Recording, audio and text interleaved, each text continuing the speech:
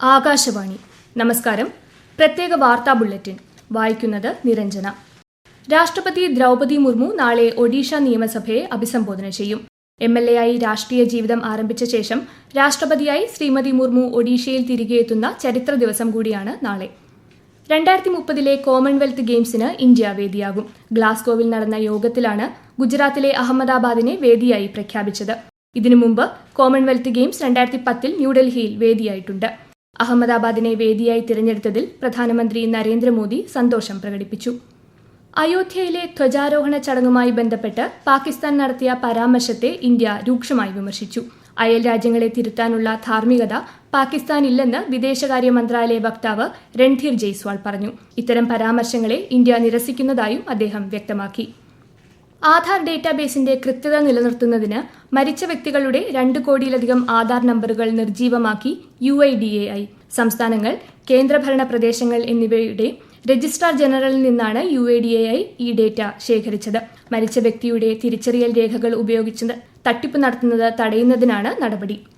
കേരളത്തിലെ തീവ്ര വോട്ടർ പട്ടിക പരിഷ്കരണം സംബന്ധിച്ച് തിങ്കളാഴ്ച റിപ്പോർട്ട് സമർപ്പിക്കാൻ തെരഞ്ഞെടുപ്പ് കമ്മീഷന് സുപ്രീം കോടതി നിർദ്ദേശം.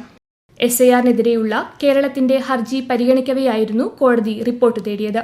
99% വോട്ടർമാർക്കും എന്യൂമറേഷൻ ഫോമുകൾ നൽകിയതിനാൽ SIR പ്രക്രിയ മാറ്റിവെക്കേണ്ട സാഹചര്യമില്ലെന്ന് തെരഞ്ഞെടുപ്പ് കമ്മീഷൻ കോടതിയെ അറിയിച്ചു. ഹർജി അടുത്ത മാസം 2-ന് കോടതി വീണ്ടും പരിഗണിക്കും. സംസ്ഥാനത്ത് തദ്ദേശ തെരഞ്ഞെടുപ്പ് ഡ്യൂട്ടിയിലുള്ള സമ്മതിദായകരായ ഉദ്യോഗസ്ഥർക്ക് മാത്രമേ പോസ്റ്റൽ ബാലറ്റ് നൽകാൻ സാധിക്കുകയുള്ളൂവെന്ന് തെരഞ്ഞെടുപ്പ് കമ്മീഷൻ അറിയിച്ചു. കേരള പഞ്ചായത്തി രാജ് മുനിസിപ്പാലിറ്റി നിയമങ്ങൾ പ്രകാരം തെരഞ്ഞെടുപ്പ് ഡ്യൂട്ടിയിലില്ലാത്ത ഒരു വിഭാഗത്തിനും ഈ സൗകര്യം ഏർപ്പെടുത്താൻ കഴിയില്ലെന്നും കമ്മീഷൻ വ്യക്തമാക്കി. കേന്ദ്ര തൊഴിൽ നിയമങ്ങൾ നടപ്പിലാക്കുന്നതുമായി ബന്ധപ്പെട്ട വിജ്ഞാപനത്തിന്റെ പശ്ചാത്തലത്തിൽ നാളെ സംസ്ഥാനത്തെ കേന്ദ്ര ട്രേഡ് യൂണിയൻ പ്രതിനിധികളുടെ അടിയന്തര യോഗം വിളിച്ചു ചേർക്കുമെന്ന് മന്ത്രി V. ശിവൻകുട്ടി അറിയിച്ചു. അതേസമയം തൊഴിലാളികൾക്ക് അനുകൂലമായ നിലപാടാണ് പുതിയ തൊഴിൽ നിയമങ്ങളിൽ ഉള്ളതെന്ന് BJP സംസ്ഥാന അധ്യക്ഷൻ രാജീവ് ചന്ദ്രശേഖർ പ്രതികരിച്ചു. പുതിയ തൊഴിൽ നിയമങ്ങൾ തൊഴിലാളികൾക്ക് മിനിമം വേതനവും സാമൂഹിക സുരക്ഷയും ഉറപ്പാക്കുന്നതിൽ പരാജയമാണെന്ന തരത്തിൽ സമൂഹ മാധ്യമങ്ങളിൽ പ്രചരിക്കുന്ന വാർത്തകൾ തെറ്റാണെന്ന് പ്രസ് ഇൻഫർമേഷൻ ബ്യൂറോയുടെ വസ്തുതാ പരിശോധനാ യൂണിറ്റ് അറിയിച്ചു. കൃത്യമായ വിവരങ്ങൾക്ക് ഔദ്യോഗിക സ്രോതസ്സുകൾ മാത്രം ആശ്രയിക്കണമെന്ന് കേന്ദ്ര സർക്കാർ അഭ്യർത്ഥിച്ചു. പത്തനംതിട്ട തൂമ്പാക്കുളത്ത് ഓട്ടോറിക്ഷ തോട്ടിലേക്ക് മറിഞ്ഞ് 2 കുട്ടികൾ മരിച്ചു. കോന്നി കരുമാൻതോട് സ്വദേശി ആദിലക്ഷ്മിയും 4 വയസ്സുകാരൻ യദുകൃഷ്ണനുമാണ് മരിച്ചത്. ഡ്രൈവറും 6 കുട്ടികളുമാണ് വാഹനത്തിലുണ്ടായിരുന്നത്. ആകാശവാണി തിരുവനന്തപുരം നിലയം തിരുവനന്തപുരം റീജിയണൽ പാസ്പോർട്ട് ഓഫീസിന്റെ സഹകരണത്തോടെ ഹൈസ്കൂൾ വിദ്യാർത്ഥികൾക്കായി ഭരണഘടനാ ക്വിസ് മത്സരം സംഘടിപ്പിച്ചു. മത്സരത്തിൽ Manakkad government vocational higher secondary സ്കൂളിലെ വിദ്യാർത്ഥികളായ സൂര്യഗായത്രി VJ, അബിയ S എന്നിവരടങ്ങുന്ന ടീം 1ാം സ്ഥാനം കരസ്ഥമാക്കി. സംസ്ഥാനത്ത് തെക്കൻ ജില്ലകളിൽ വ്യാപക മഴയ്ക്ക് സാധ്യതയെന്ന് കേന്ദ്ര കാലാവസ്ഥാ വകുപ്പ്. തിരുവനന്തപുരം, കൊല്ലം, പത്തനംതിട്ട ജില്ലകളിൽ ഇന്ന് മഞ്ഞ ജാഗ്രതയാണ്. കേരള, ലക്ഷദ്വീപ് തീരങ്ങളിൽ ശനിയാഴ്ച വരെ മത്സ്യബന്ധനത്തിന് വിലക്ക് ഏർപ്പെടുത്തിയിട്ടുണ്ട്.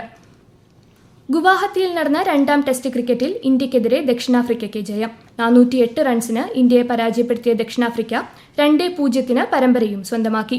549 റൺസ് വിജയലക്ഷ്യം പിന്തുടർന്ന ഇന്ത്യ മത്സരത്തിന്റെ അവസാന ദിനമായ ഇന്ന് 140 റൺസിന് എല്ലാവരും പുറത്തായി. 56ാമത് ഇന്ത്യ അന്താരാഷ്ട്ര ചലച്ചിത്രമേളയിൽ സിനിമാ ആസ്വാദകരുടെ മനം കവർന്ന് 2 ഗോവൻ ചിത്രങ്ങൾ.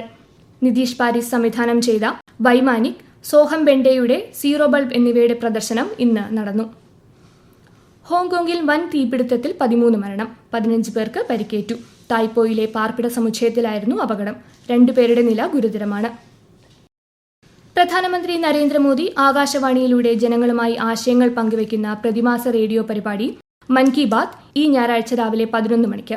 ആകാശവാണിയുടെ എല്ലാ നിലയങ്ങളിലും ദൂരദർശനിലും പരിപാടി തത്സമയം ലഭ്യമാകും.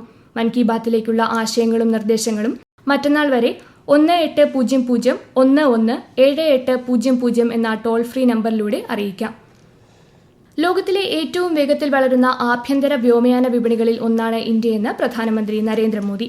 ഹൈദരാബാദിൽ Safran aircraft engine service India സംവിധാനം വീഡിയോ കോൺഫറൻസിലൂടെ ഉദ്ഘാടനം ചെയ്യുകയായിരുന്നു അദ്ദേഹം. പ്രത്യേക വാർത്താ ബുള്ളറ്റിൻ കഴിഞ്ഞു. അടുത്ത വാർത്താ പ്രക്ഷേപണം നാളെ രാവിലെ 6:45-ന്.